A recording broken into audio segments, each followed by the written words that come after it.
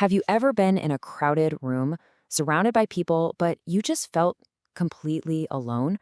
It's a feeling that's way more common than you might think. Today, we're going to dive into social anxiety and that powerful feeling of not belonging.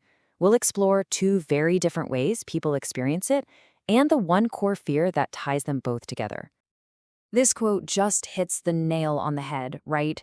It perfectly captures this weird paradox we're talking about.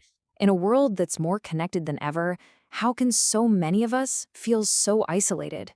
It's a really powerful place to start. So, first up, let's talk about this idea of the lonely crowd.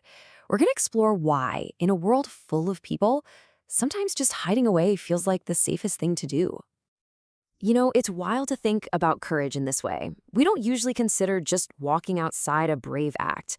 But when you're terrified of being judged or mocked, every single conversation can feel like you're on stage without a script.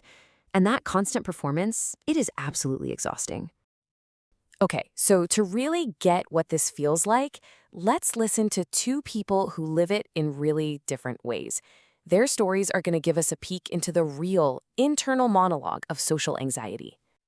First, we're going to meet Kenneth, and his experience is something I think a lot of us can relate to, especially when life just gets overwhelming.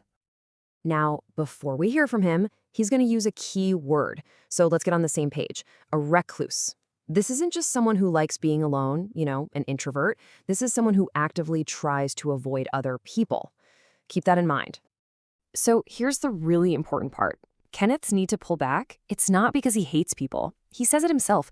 He doesn't want to be a recluse. For him, the world is just tiring.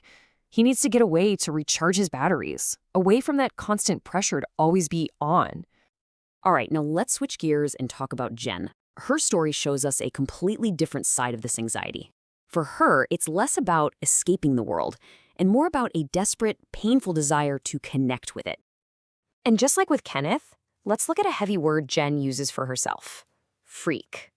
When she says this, she's not just saying she's quirky. She's saying she feels like something is fundamentally abnormal, even wrong with her. Jen's struggle is it's heartbreaking. You can feel how hard she's trying. See, unlike Kenneth, who wants to tune the world out, Jen desperately wants in.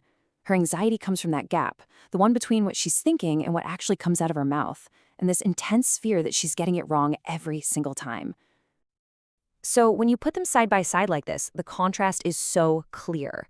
For Kenneth, the anxiety comes from the outside world being too much, but for Jen, it's coming from an internal pressure, this feeling that she isn't enough. They're on two totally different roads, but they both lead to that same feeling of being alone. So what's the connection? What's the common thread between these two really different experiences? Well, that brings us to our next section, where we're going to dig into the one fear that sits at the very core of all this. Let's just think about that for a second. You've got Kenneth, who wants to escape, and Jen, who's trying so hard to connect. What's the one powerful underlying force that could be driving them both? And there it is, the fear of rejection. It's one of the most basic, primal human fears we have. For Kenneth, it's the fear of being rejected for being too tired. For Jen, it's a fear of being rejected for saying something awkward. But at the end of the day, it's the same fear. That's the engine driving everything. And just think about how deep that goes. This single need to be liked can control our choices, it can silence us, and it can stop us from taking risks. It's like this invisible fence that shapes our entire social world, telling us where we can go and what parts of ourselves we're allowed to show. So, knowing that this fear of rejection is such a huge deal, let's kind of wrap things up by turning the spotlight back on us. This last section is just a chance to reflect on how these things might be showing up in our own lives. So I'll just ask you straight up, have you ever felt this? That anxious, nervous feeling when you're around people? I think if we're all being honest, the answer is probably yes, even if it was just for a second. Now, let's zoom out. Thinking about Kenneth and Jen and that opening quote, how many people do you really think are dealing with this? Is this some small niche problem, or are we talking about a huge silent epidemic of loneliness? And what pushes a person to that point of complete withdrawal? What are the things, do you think, that can turn a little bit of anxiety into the need to become a total recluse? And we'll end on this final thought. What kind of advice would actually help?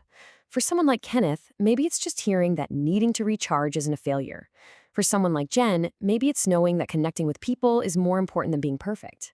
Ultimately, the fear of rejection pushes us apart in different ways. But maybe, just maybe, the path back starts with a simple act of acceptance of ourselves and of each other. It's definitely something to think about.